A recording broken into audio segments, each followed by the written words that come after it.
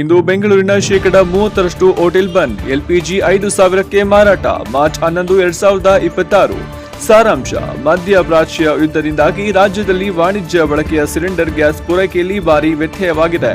ಹೀಗಾಗಿ ಬುಧವಾರದಿಂದಲೇ ಬೆಂಗಳೂರಿನಲ್ಲಿ 30% ಸೇರಿದಂತೆ ರಾಜ್ಯ ವ್ಯಾಪ್ತಿ ಹೋಟೆಲ್ಗಳು ಬಂದ್ ಆಗುವ ಆತಂಕ ಎದುರಾಗಿದೆ. ಬೆಂಗಳೂರು: ಮಧ್ಯಪ್ರಾಚ್ಯ ಯುದ್ಧದಿಂದಾಗಿ ರಾಜ್ಯದಲ್ಲಿ ವಾಣಿಜ್ಯ ಬಳಕೆಯ ಸಿಲಿಂಡರ್ ಗ್ಯಾಸ್ ಪೂರೈಕೆಯಲ್ಲಿ ಭಾರಿ ವ್ಯತ್ಯಯವಾಗಿದೆ. ಹೀಗಾಗಿ ಬುಧವಾರದಿಂದಲೇ ಬೆಂಗಳೂರಿನಲ್ಲಿ 30% ಸೇರಿದಂತೆ ರಾಜ್ಯ ವ್ಯಾಪ್ತಿ ಹೋಟೆಲ್ಗಳು ಬಂದ್ ಆಗುವ ಆತಂಕ ಎದುರಾಗಿದೆ. ಹೋಟೆಲ್ಗಳು ಮಾತ್ರವಲ್ಲದೆ ವಾಣಿಜ್ಯ ಬಳಕೆ ಸಿಲಿಂಡರ್ ಅವಲಂಬಿಸಿರುವ ಕಲ್ಯಾಣ ಮಂಟಪಗಳು, ಪಿಜಿಗಳು ಹಾಗೂ ಕ್ಯಾಟರಿಂಗ್ನವರು ಸಮಸ್ಯೆಗೆ ಸಿಲುಕಿದ್ದಾರೆ.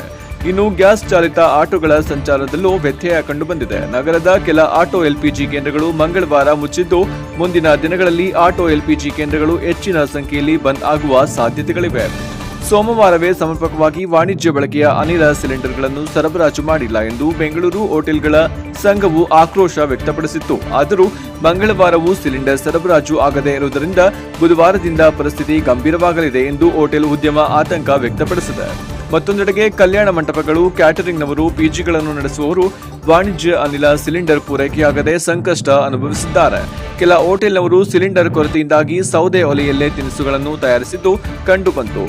ಕಾಲ ಸಂತೆಯಲ್ಲಿ ಸಿಲಿಂಡರ್ ಮಾರಾಟವಾಗುತ್ತಿತ್ತು. ತಿಂಡಿ ತಿನಿಸುಗಳ ಬೆಲೆಯೂ ಮುಂದಿನ ದಿನಗಳಲ್ಲಿ ಅಧಿಕವಾಗುವ ಸಂಭವವಿದೆ. ಈ ಬಗ್ಗೆ ಕನ್ನಡಪ್ರಭದೊಂದಿಗೆ ಮಾತನಾಡಿದ ಬೆಂಗಳೂರು ಹೋಟೆಲ್ಗಳ ಸಂಘದ ಗೌರವ ಕಾರ್ಯಾಧ್ಯಕ್ಷ ವೀರೇಂದ್ರ ಎನ್ ಕಾಮತ್. ವರದಿ: ವೇದಮೂರ್ತಿ, ಬೆಂಗಳೂರು.